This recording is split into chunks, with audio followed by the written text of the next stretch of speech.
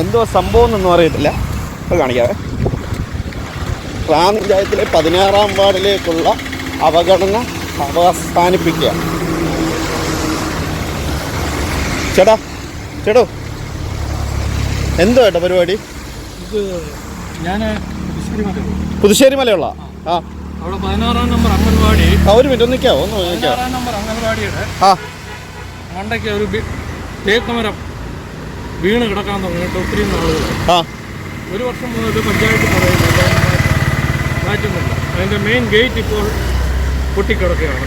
നമുക്ക് മനസ്സിലാക്കാൻ പറ്റും കഴിഞ്ഞ അംഗൻവാടിയുടെ കഴിഞ്ഞ കാലങ്ങളിൽ അംഗൻവാടിയിൽ നിന്ന് കുട്ടികൾ ഇറങ്ങിപ്പോയിട്ട് പോലും അറിയാൻ വയ്യാത്ത സാഹചര്യം ഉണ്ടായിട്ടുണ്ട് കേരളത്തിൽ.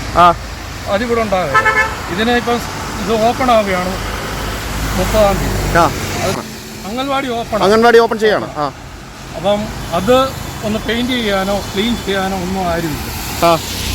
പഞ്ചായത്ത് അധികാരികളോട് പറഞ്ഞു കഴിയുമ്പോൾ അവർ പറയും അത് നിങ്ങളങ്ങ് ചെയ്യും. ഈ അംഗൻവാടി എവിടെ കറക്റ്റ് ഉള്ളത്?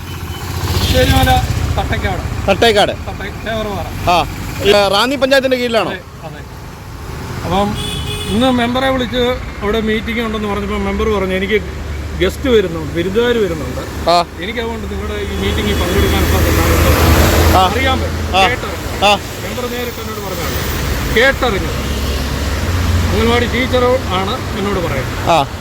Panchayat ward member. ചേട്ടൻ ഈ അംഗൻവാടിയുടെ ഇതിലൊന്നും പെടുന്ന ഒരാളല്ല, ഒരു ഭരണസമിതിയിലോ ഒന്നും പെടുന്ന ആളല്ല. ഞാനൊരു NRI ലീവിന് വന്നതാണ്.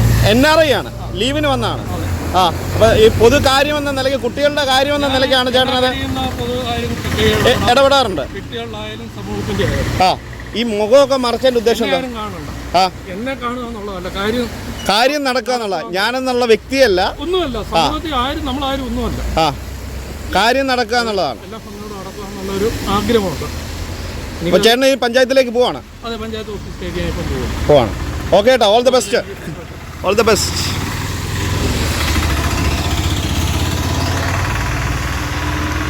നമ്മുടെയൊക്കെ നാട്ടിലെ ഇതുപോലുള്ള ഒറ്റയാൾ പോരാളികളുണ്ടെങ്കിൽ എന്തുമാത്രം കാര്യങ്ങൾ നടക്കും.